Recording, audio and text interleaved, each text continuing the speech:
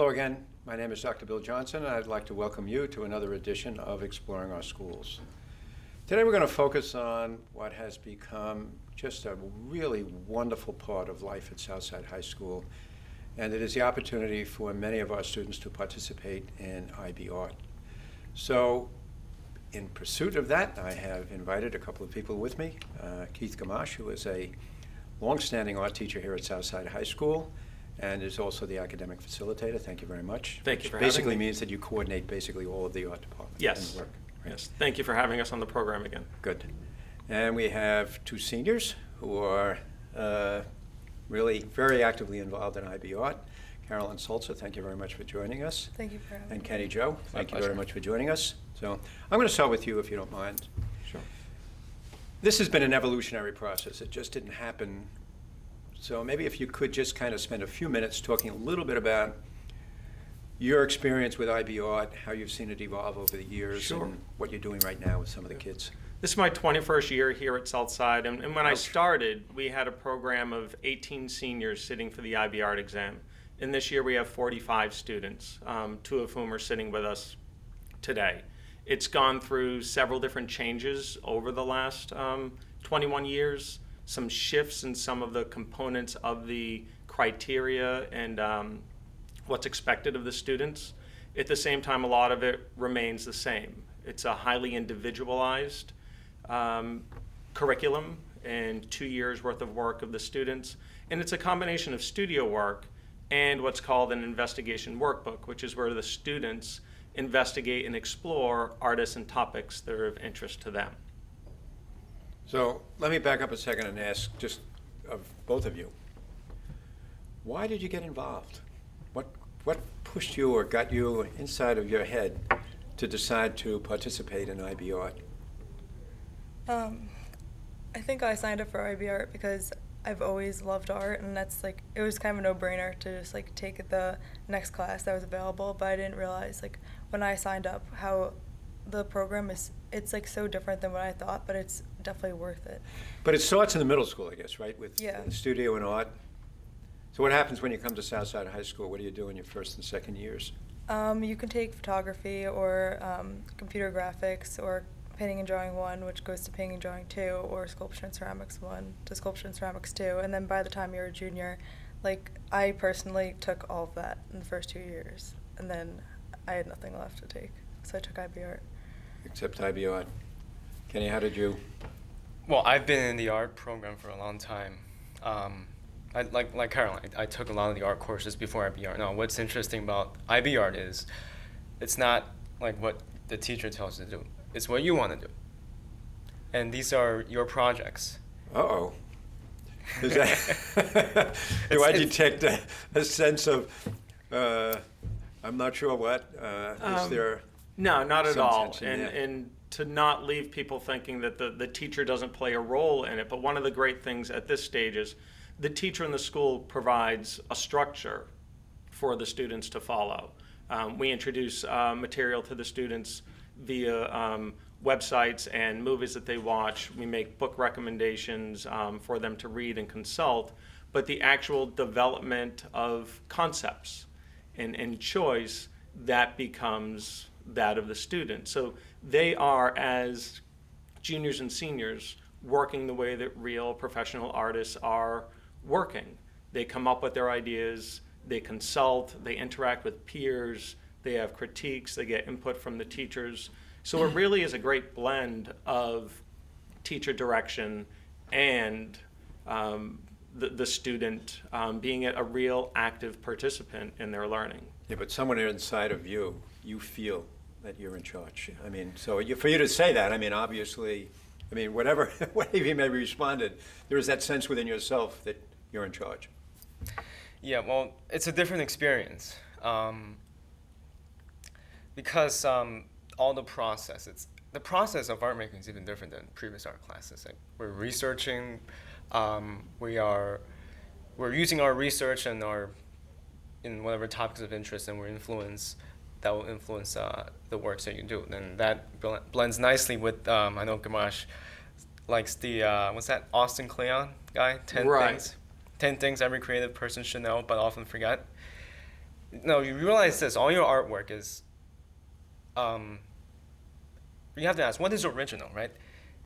Does it have to be, like, all created by you? Like, you're using previous ideas to build upon your current work, and this is what's really fascinating. It's like you can take previous things and you can make different combinations, and they're still creative. They're still new, and it's still your work. Feel the same way? Yeah, I think that, like, similar to what Kenny was saying, the program, it's very fluid. Like, it's your consciousness, like what you want to make is you just do it, and then you have research and your teacher is backing you, so you can have, it's more of like a conversation than a lesson about your work. But at some point, I mean, when you do the research, now, maybe we could just explore a little bit your particular interest. Where do you feel you're headed? Well, I started out doing some two-dimensional, like, drawings, and I ended up moving towards video work and sound work and, like, performance art. So I think right now I'm headed in that direction, but I don't know, because like 2 years ago I never would have thought I would make anything similar to what I'm doing now. So how do you report this in your workbook? What do you do? I have a lot of photo documentation that I've just gotten in the habit of taking pictures while making the work, so it's like the process is becoming equally important as the finished product, because it's like you don't even have, I mean, you have a finished product, but it's like the art is within all of it. So where do I find you in your work? Well, I'm physically in my work, like my body, like I use myself to make the artwork sometimes. Oh, you do? Yes. But it's also like my mind, pretty much. Like I'm constantly thinking about my artwork and my projects, like what I'm going to do next and how I can improve upon it, and that's just like what it is. It's just myself, I guess, in a physical form. Caroline is also extremely modest. Caroline is constructed, and with the support of her parents as well, who have been extremely supportive of Caroline's interests. She set up a studio in her home and in her garage, and it's become her space. So she creates installations there. She does her video performances there, and as she mentioned, she documents all of that and brings it in. And in the classroom, a lot of times she's working out her conceptual ideas. She's doing sketches to keep track of her mind and find different ways to represent that. And Kenny, and there's a reason why I chose the two of them to come onto this program. They really represent the diverse students that enter our program. Caroline coming up through sculpture and ceramics, but also taking painting and drawing. And Kenny has a strong background in digital media and also has worked here in the TV studio as well. So our program is rich and diverse in the types of pathways that students can enter it. At the top of the show, you mentioned starting in 8th grade, but we also have opportunities for students who don't reside in Rockville Center the whole time, or who might come in and enter Southside from the parochial school system. They still have access to the program. As long as they have 2 full credits in art by the time they're a junior, they're able to come into the program if they say, that IB art, that looks interesting, can I be a part of it? And the answer to that is yes. And the results we get to see here in front of us. So getting back again to the same question that I would say, yes, I'd love to hear from you how I see you in your work. Well, like I said, like Amash said, I'm a digital media guy. I'm a graphic designer. Mm-hmm. So my work is actually in the message, right? So, but it kind of, the message is first. But then, like, for example, the type, the fonts, that's the second fiddle behind the message. And same thing with me in the TV studio. I'm always behind the camera, so I'm like always the behind the scenes guy. So it's like my work is meant to be seen by the public, right? They want to get the message. I want to get the message to them. But it would be even nicer if they can recognize that I'm behind the message. Right. But you know that. Yeah, I mean, know. at some point in time, I mean, one of the incredible aspects of art is that apart from signing it, people can begin to look at the body of work that you might produce, or the body of work that you might produce, and say, I recognize, whether it's a director, an actor, a visual artist, a sculptor, or somebody who's working in ceramics. and recognize just by the pieces themselves that this person had a hand in it, or a mind in it, or a heart in it. So, do you get that sense of that already in your work while you're here at Southside? Yeah, I definitely do. When I've been looking back at my work recently and like putting it all together for college and just in general, like looking at what I've done, and there's definitely a tie between all of the pieces. Like each idea has moved from piece to piece and developed, and it's all one big thing by the end. I can't separate one piece from another. It all looks the same. Well, not, it doesn't all look the same, but it's all very related. But it's beginning to develop as something that has your signature on it. Yeah. So, I guess what's fascinating is the workbook. One of the more fascinating aspects of IB Art is the role that the workbook, because it really gives you an opportunity to reflect on what you've done. Because you can see yourself developing over time because you're producing it. And so... And it's also a way, too, that we get to have a dialogue together, because the students will create the work in there, document their thoughts, make connections between what they're learning and what they're doing. And then when we collect it, it's an opportunity for us, too, as teachers, to write back and give feedback to the students. So it's a written dialogue that goes back and forth that helps to really improve upon the interactions that we can have in the classroom as well, because in the classroom, it's like 1 to about 20 of us, and the teacher's running around trying to get to everybody. But with the book, it becomes a one-to-one relationship and communication. And it is a wonderful aspect of the program. And what Caroline was just alluding to is they just mounted their final exhibitions for assessment just last week. And it's my favorite part of the course, and that it does allow a student over the course of 2 years to finally see their full body of work together as one. And for some of them, they have a strong core or sense of artist from almost beginning to end. Others, until they get to see the work physically together, that's when they finally put all of the connections and just go like, this selection of work, wow, this is what I made, and this is who I am as an artist. Do they select it, or do you? Who selects the work? The students select the work. Oh, you do? Yeah. Mm-hmm. They create about 18 to 20 pieces over the course of the 2 years. Some teacher directed, most of it being individualized. And for the final exhibition, they have to select between 12 to 18 of those works to best represent their learning. So there's a curatorial aspect of it as well that's very important to the process. Yeah. We're obsessed with assessments. Yes. So maybe we could just talk a little bit about how the work is assessed. Yeah, the assessments are probably the most authentic that I've been a part of. I think the IB in general does a very nice job with assessments. It's difficult because it can be cumbersome and labor intensive, but in that I think you get more genuine results. So some parts are internally assessed and externally moderated, so they check our scoring. I'm not sure that that. anybody really knows what that means. And that's the investigation workbook. So the But teachers give internally it marks, the teachers mark it, and externally moderated means there are people within IB who look over our work to see if we're meeting and following Right. the standards. Okay. And then the other component is externally moderated, which is where the teacher doesn't really have input on or say on what that score is.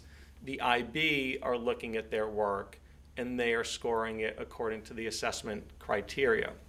So my job as a teacher is to help guide the students to make sure that they're fulfilling all of that criteria.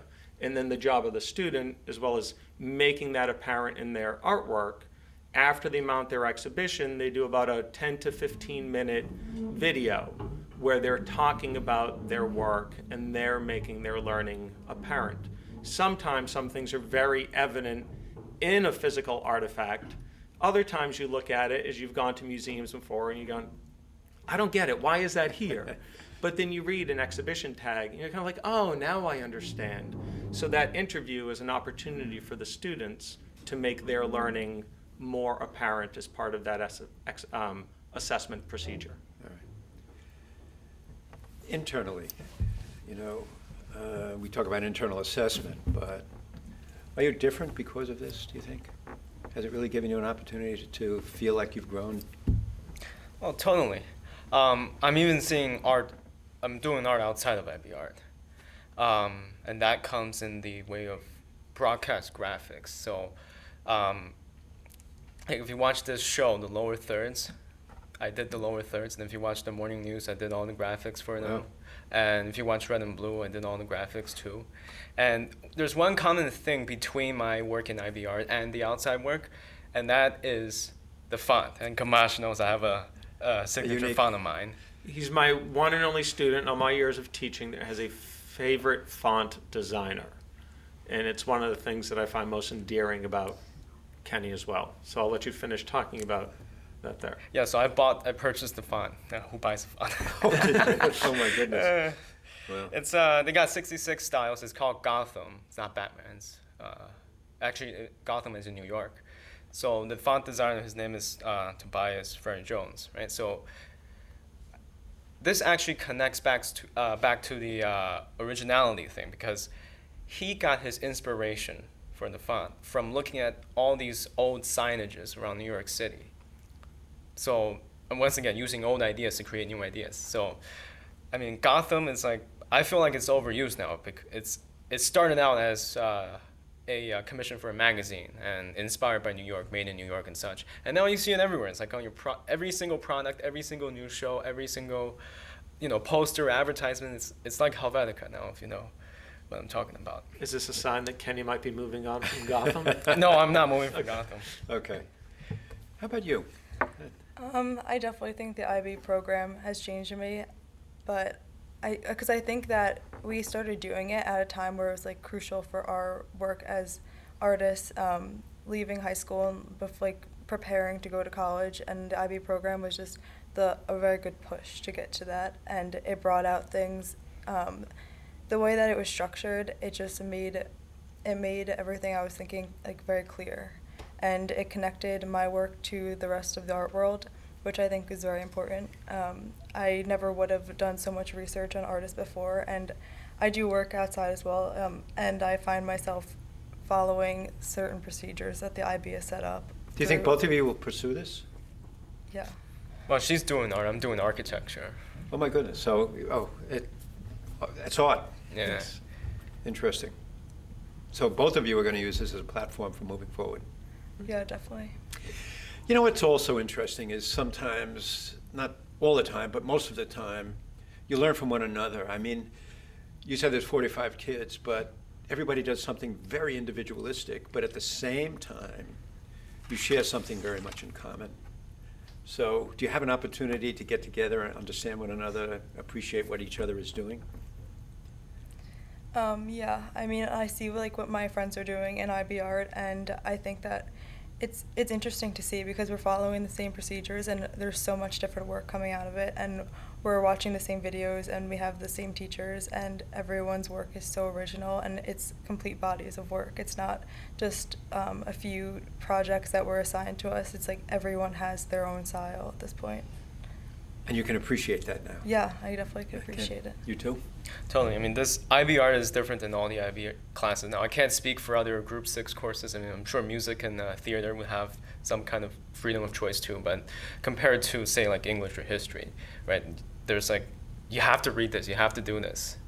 There's like the strict structure, right? But IB Art is different. You can explore your own interests. You can, it doesn't have to be like someone can like photography, another person likes painting, and then another person likes graphic design, so on and so forth. You can pursue your own individualized program, and that's what's amazing about IB Art. I'm going to have to end on that. And that is what is amazing about IB Art. I don't have to say it, you just said it. It is an amazing program. And I really thank the three of you for joining us today. I just hope that all of you come to appreciate the depth of learning that's available to our students here at Southside.